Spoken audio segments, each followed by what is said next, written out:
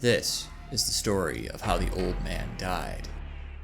He was on his 5th mission to the Scorched Enclave when he saw a Euruscan armored detachment advancing through the terrain. He let them pass as they engaged a Eurasian light mechanized unit.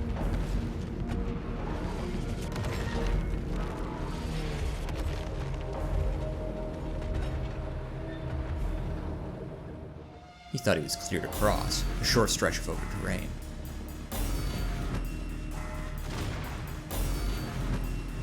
He was not correct.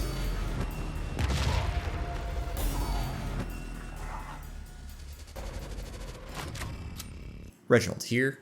I was very hype about the Forever Winter. I watched a beautiful video by Rilo, watched a few others too, seemed good, even for early access. It's not. Oh my god! And I'm going to tell you why and how I would fix it. Analysis Layer 1. Look, feel, and polish. The good. This game is gorgeous for the most part, and has an incredible soundtrack to back it up. The aesthetics are incredible, the designs are fabulous, the implementation on the look and feel is there, and the game genuinely lets you go places I didn't expect and see things I assumed would just be background. The enemy designs are awesome, and the engagements have a great look to them when you're not too close. Particle effects and lighting are stellar. When you're playing and you're in the environment, it really comes alive with all its moody atmosphere and somber tones. That is big. That's a huge win, in fact. It delivers what it says it will on the looks front, and it feels great too. The bad. In game dev, there is a key concept for making things performant. When dealing with high resolution games with large numbers of moving elements, this is called level of detail, or LOD. Basically, when things are far away, you can just turn down the graphics on those things because you can't see them that well anyway. The problem is, this happens a lot and at relatively close distances. Even the frame rate of enemies can drop into the absurd, at well within normal fighting ranges. Having enemies walking around at 8 frames per second while everything else is in high res looks stupid and ruins the experience. Happens a lot too, which isn't even half of it. Enemy pop-in, collision issues, movement issues, absolutely confusingly dull-witted AI, and everything in between are honestly just downright awful and totally ruin the feel and look and vibe of the game. The polish on the enemies is by far the worst element, and that's not accounting for any bugs I ran into. It tends to make the game feel more like a beautiful set piece with cardboard cutouts for enemies. Like, look at this supposed fight. A bunch of tanks run in to fight some infantry, but it takes them an age to do anything with their machine guns, and then some other tanks spawn out of midair. This cyborg starts punching around one of the tanks. Dudes barely react to the being shot until they just keel over dead. It's just a disaster of a fight, and it ruins immersion entirely when you actually watch it more closely than just running away, which is kind of a problem. The fixes. This issue is the singular top priority to bring the game into a state that I'd be willing to keep in my library. The enemies just don't make sense at any level. Not the look, not the feel, not the way they play, whatever. They're supposed to be the lifeblood of this game. It's so bad that this is removing the fun for me, actually. I try to sink my teeth in and then I feel like I'm sort of playing with cardboard. Let's propose some solutions. Enemies need to be more lethal to one another so that conflicts feel more threatening.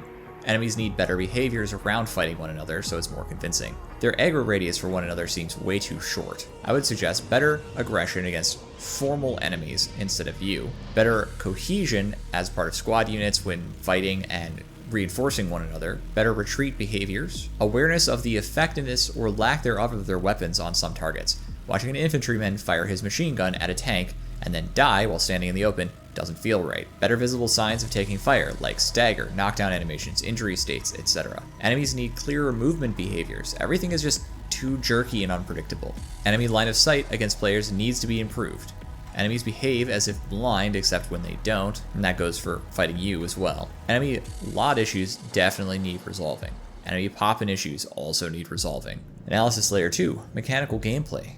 The good. On the whole, the mechanical gameplay is solid from what I've played. It controls well, I mostly can do exactly what I want to do, my shots go where I try to put them, my aim feels natural and not goopy, and the same is true for my basic movement. Goopy movement is terrible. I didn't play a tremendous number of hours of the game, but what I did play felt fine. There were bugs, but most of them were enemy behavior related, a few of them were server and connection related, but I didn't seem to lose anything because of them, so the game worked well enough given it's an early access title. The bad. It feels like what I would expect, except when sprinting and hiding. The only odd interactions are when I'm looting and want to leave my loot menu. I sometimes do a little hop.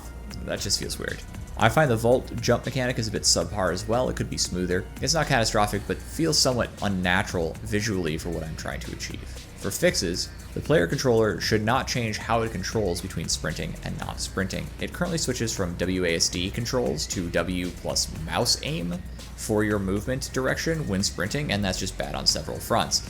I do actually need to be able to see around me while I'm running like I do in real life, so if you don't mind, I'd like to be able to do that in the game too. Number 2, get rid of the menu hop. Number 3, give me the ability to switch shoulders. The Alt button, creates an over-the-shoulder zoom. It just makes my character look huge for a little benefit. I would rather swap shoulders so I can see around walls better. Analysis layer 3, systems.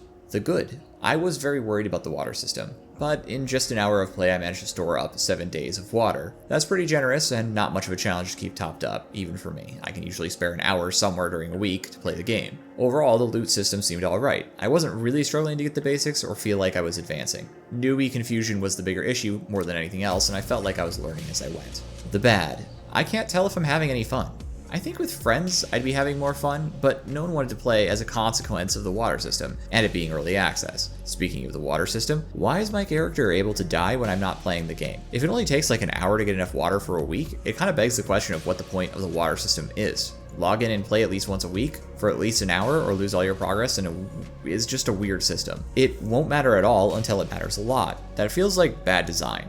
Feels like an idea I had as a kid that I thought would be really cool, but now that I have an actual life with responsibilities, just adds chores to my life instead of being a fun way to escape them. I think for most of us, reality tends to rub us the wrong way, which is one of the many reasons why we like games. I don't want my games and my reality touching too much, and I certainly don't want my games becoming chores. That's why I quit playing EVE Online. The fixes. Number 1, I'm not saying we have to get rid of the water mechanic or even the outside of the game decay of the water mechanic, but at least set a less penalizing floor to the water mechanic. I should never be having my character killed by not playing the game. My character should only be able to be killed when I am playing the game. 2, make water expenditure more punishing when playing and less to completely unpunishing when out of it. Consider making it a literal currency that needs to be regularly expended on this or that thing. Games like Frostpunk are probably actually a good source of inspiration for a resourcing system in this vein. It's kind of their whole shtick. Final thoughts. I'm still interested in the Forever Winter. It seems like a great concept, and it's beautiful to look at, with an iffy execution at this time.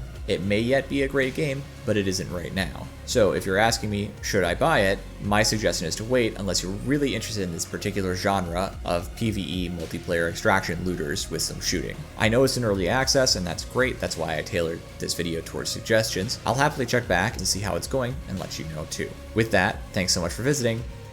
Bye-bye.